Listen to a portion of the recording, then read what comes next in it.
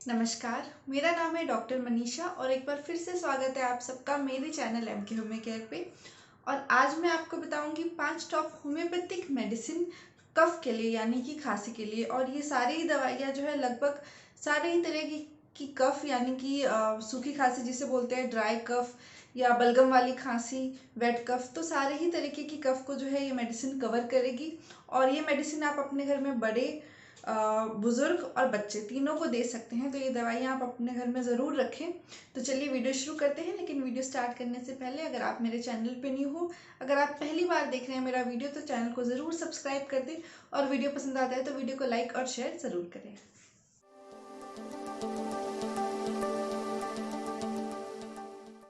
तो कफ या खांसी हम सबको पता है कि क्या होता है, लेकिन अगर मेडिकल टर्म्स में मैं आपको बताऊं तो कफ एक बॉडी का एक एक्शन है या रिफ्लेक्स समझ लीजिए कि जब भी हमारे थ्रोट में या हमारे विंड पाइप में कोई भी अनवांटेड इन्फेक्टिंग एजेंट या माइक्रोब्स या आप बोल दीजिए फॉरेन मटेरियल चला गया जिसकी रिक्वायरमेंट नहीं होती है, या फिर कहीं भी आपके विंड पाइप में या पूरे लंग्स में आपके कहीं भी इन्फेक्शन हो गया, म्यूकस बनने लग गया, तो उस चीज़ को क्लियर करने का प्रोसेस यानी कि उस अनवांटेड मटेरियल को, और प्लस कहीं अगर म्यूकस बना है तो इसको जो है बॉडी क्लीन अप करती है, उसको बाहर निकालती है कफ के रूप में।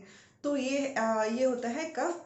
कफ के कारण जो है बेसिक दो हो सकते हैं, या तो एलर्जी की वजह से आपको कफ हो सकता है, या फिर कोई इन्फेक्टिव एजेंट यानी कि वायरस या फिर बैक्टीरिया की इन्फेक्शन की वजह से। तो वैसे तो कफ जो है बहुत प्रकार के होते हैं, लेकिन बेसिक अगर हम जनरल समझ ले तो दो तरीके के कफ बताऊंगी मैं, ड्राई कफ और वेट कफ। ड्राई कफ यानी कि सूखी खांसी जिसमें बहुत खांसी आती है लेकिन कुछ भी बलगम बाहर नहीं आता है, और वेट कफ जिसमें जो है बहुत ज़्यादा बलगम होता है और खांसने पे जो है बलगम बाहर आता है।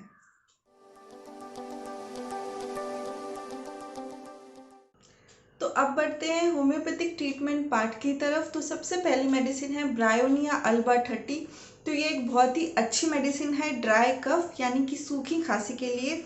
तो इस कंडीशन में पेशेंट को बहुत ज़्यादा खांसी आती है लेकिन कुछ भी बलगम बाहर नहीं आता है, बहुत ज़्यादा खांसी होती है, गले में एकदम सूखापन महसूस होता है, बहुत ज़्यादा ड्राइनेस होती है, जिसकी वजह से कुछ भी खाने या पीने में भी जो है थ्रोट में दर्द होता है क्योंकि ड्राइनेस बहुत ज़्यादा होती है।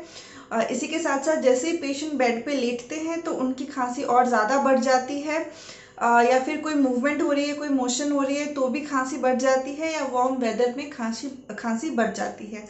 तो रात में जो है पेशेंट जैसे बेड पे लेटते हैं उनकी खांसी बढ़ जाती है, जिसके कारण वो पेशेंट जो है बेड पे उठ के बैठ जाते हैं, वो लेटते नहीं हैं, सो नहीं पाते क्योंकि उनकी खांसी जो है बढ़ जाती है। और इतनी ज़्यादा खांसी होती है कि खांसते खांसते जो है उनके थ्रोट में पेन होता ही है, साथ साथ उनके चेस्ट में पेन होने लगता है, उनके हेड में पेन होने लगता है। तो ये सारे कैरेक्टरिस्टिक सिम्टम्स है। अब बात करते हैं कि ब्रायोनिया को कैसे लेना है। तो अगर बच्चों को ये दिया जा रहा है तो ब्रायोनिया अल्बा की 6 CH पोटेंसी 1 चम्मच पानी में 2 बूंद डाल के आप बच्चों को दे सकते हैं। 10 साल की उम्र तक के बच्चों को दिन में 3 से 4 बार दे सकते हैं, और उनसे बड़े लोग जो है उन्हें आप डायरेक्ट 30 CH पोटेंसी जो है दिन में 3 बार 2-2 बूंद करके दे सकते हैं। नेक्स्ट मेडिसिन है एंटिमटार 30। तो ये मेडिसिन है वेट कफ के लिए यानी कि बलगम वाली खांसी के लिए। तो इस केस में क्या होता है, बहुत ज़्यादा बलगम भरा होता है पेशेंट के चेस्ट में, पेशेंट को फील होता है कि गले में भी म्यूकस भरा हुआ है, बहुत ज़्यादा कंजेशन होता है। और जब भी पेशेंट खांसता है तो एक पेक्यूलियर सिम्टम है इसमें, जब भी पेशेंट खांसता है तो जो है रैटलिंग साउंड यानी कि खड़खड़ाहट की जो आवाज़ है गले से निकलती है, बहुत ज़्यादा कंजेशन होने की वजह से, बहुत ज़्यादा जो है बलगम गले चेस्ट में भरे होने की वजह से। तो खड़खड़ाहट यानी कि रैटलिंग साउंड जो है इसका पेक्यूलियर सिम्टम है एंटिमटाट का। उसके साथ साथ जो है इतना ज़्यादा जो है कंजेशन की वजह से पेशेंट को बहुत ज़्यादा डिफ़िकल्टी होती है सांस लेने में डिफ़िकल्टी होती है, जिसके कारण से जो है बहुत फास्ट ब्रीदिंग होने लगती है पेशेंट की, बहुत जल्दी जल्दी सांस लेने लगता है वो, और लेटने से ज़्यादा प्रेफर करता है पेशेंट कि उठ के बैठ जाता है, क्योंकि सांस लेने में उनको तकलीफ होती है। लेकिन इतना कफ होने के बावजूद भी जो बाहर निकलता है बहुत ही कम बलगम जो है बाहर निकल पाता है। तो अगर ऐसी पेशेंट की कंडीशन है तो आप ज़रूर एंटीमटाट दे सकते हैं। अगर आप ये बच्चों को दे रहे हैं तो एंटीमटाट 6 पोटेंसी में 2 बूंद आपको देना है, या तो 1 चम्मच पानी में आप मिला के दें या डायरेक्टली टंग पे दे सकते हैं दिन में 3 से 4 बार। और अगर बड़े ले रहे हैं तो एंटीमटाट जो है 30 पोटेंसी में आप ले 2-2 बूंद करके 3 से 4 घंटे के गैप में जो है आप इसे लेते रहें। तो नेक्स्ट मेडिसिन है ड्रोसेरा 30। तो ये भी एक बहुत ही अच्छी मेडिसिन है सूखी खांसी के लिए। इसके साथ साथ क्रूप कफ, यानी कि जब अपर रेस्पिरेटरी ट्रैक्ट इन्फेक्ट होता है, आपका लैरिंग्स जिसे हम वॉइस बॉक्स भी बोलते हैं, जब वो इन्फेक्ट होता है और उसमें स्वेलिंग हो जाती है या ट्रैकिया में स्वेलिंग हो जाती है, तो आपका जो पैसेज है वो बहुत नैरो हो जाता है उनकी स्वेलिंग की वजह से।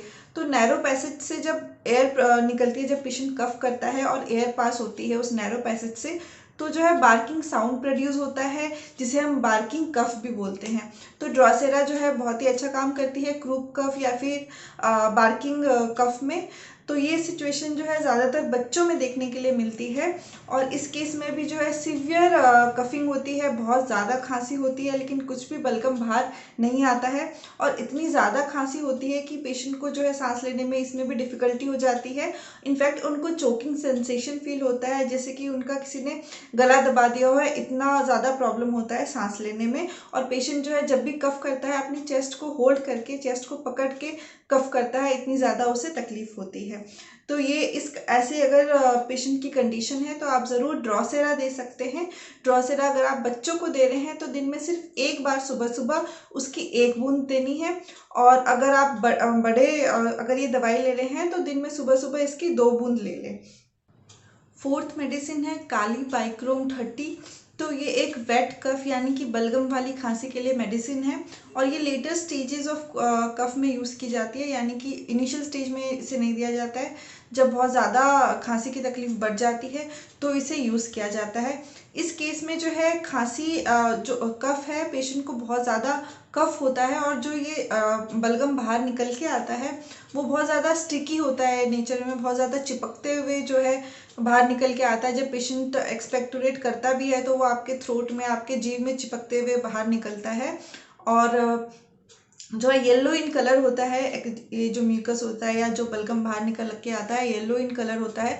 पेशेंट को फील होता है कि उनका पूरा चेस्ट जो है म्यूकस से भरा होता है, और जब वो एक्सपेक्टोरेट कर लेते हैं, बलगम बाहर निकल आता है, तो पेशेंट को रिलीफ फील होता है। इसके साथ साथ पेशेंट को वार्म वेदर में रिलीफ मिलता है, और लेटने से लाइंग डाउन पोजीशन में जो है पेशेंट को आराम मिलता है।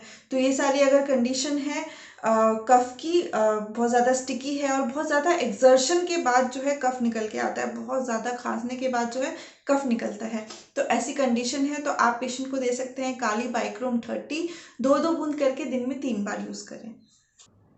तो लास्ट जो है वो मैं आपको एक मदर टिंचर बताऊंगी, जो आप इनमें से किसी भी मेडिसिन के साथ, जो भी आपका मेडिसिन सूटेबल है, जो भी आपके सिम्टम से मैच कर रही है, जो भी आप ले रहे हैं, उसके साथ साथ ये आप मदर टिंचर भी ले सकते हैं।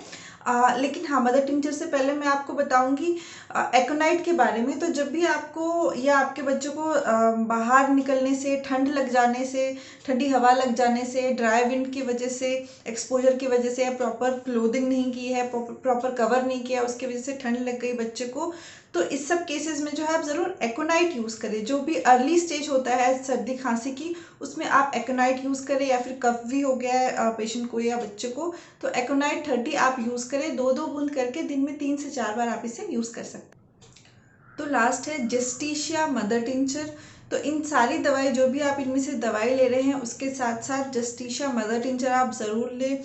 जस्टिशिया मदर टिंचर आप किसी भी तरीके के कफ के लिए ले सकते हैं, चाहे सूखी खांसी हो, बलगम वाली खांसी हो, क्रूप कफ हो, ब्रोंकाइटिस हो, या किसी भी तरीके का रेस्पिरेटरी डिसऑर्डर हो, या फिर थ्रोट में इन्फेक्शन भी हो गया हो, तो भी आप ये मदर टिंचर ले सकते हैं। बहुत ही अच्छा काम करती है खांसी के केस में, तो आप इसे ज़रूर यूज़ करें। इनफैक्ट जो बड़े बुजुर्ग होते हैं जिन्हें खांसी की प्रॉब्लम रहती है, उन्हें तो ये जो है पूरे टाइम यूज़ करना चाहिए, लगातार इसे आप यूज़ करें, कोई प्रॉब्लम नहीं होगी। तो अगर आप बच्चों को ये मेडिसिन दे रहे हैं तो आधे कप गुनगुने पानी में इसकी 10 बूंद डाल के दिन में 3 से 4 बार पिलाएं। और अगर बड़े ये मेडिसिन ले रहे हैं तो आधे कप गुनगुने पानी में इसकी 20 बूंद डाल के इसे 3 से 4 बार लें। अगर आप होम्योपैथिक कफ सिरप्स के बारे में जानना चाहते हैं, क्योंकि कई पेशेंट जो है, कई लोग जो है कफ सिरप प्रेफर करते हैं कफ के लिए, तो अगर आप होम्योपैथिक कफ सिरप के बारे में जानना चाहते हैं तो ज़रूर मुझे कमेंट सेक्शन में लिख के बताएं। होम्योपैथिक की कई सारी कफ सिरप है, तो अगर आप जानना चाहेंगे तो मैं ज़रूर किसी और वीडियो में जो है आपसे कफ सिरप की जानकारी शेयर करूँगी। तो इसी के साथ ये वीडियो यहीं ख़त्म होता है। आशा करती हूँ कि आप सबको मेरा वीडियो पसंद आया होगा। अगर वीडियो में कुछ भी अच्छा लगा है तो वीडियो को ज़रूर लाइक कर दें और शेयर कर दें अपने फ्रेंड्स एंड फैमिलीज़ में। अगर अभी तक आपने मेरा चैनल सब्सक्राइब नहीं किया है तो चैनल को ज़रूर सब्सक्राइब कर दें और बेल आइकन भी प्रेस कर दें, जिससे आपको मेरे वीडियोज़ की नोटिफिकेशन मिलती रहे। अगर आप किसी भी चीज़ के लिए मुझसे कंसल्टेशन लेना चाहते हैं तो नीचे डिस्क्रिप्शन बॉक्स में सारी डिटेल्स दी गई है, आप उसके थ्रू मुझसे कंसल्ट कर सकते हैं। मिलती हूँ आप सबसे नेक्स्ट वीडियो में। वीडियो देखने के लिए थैंक यू सो मच।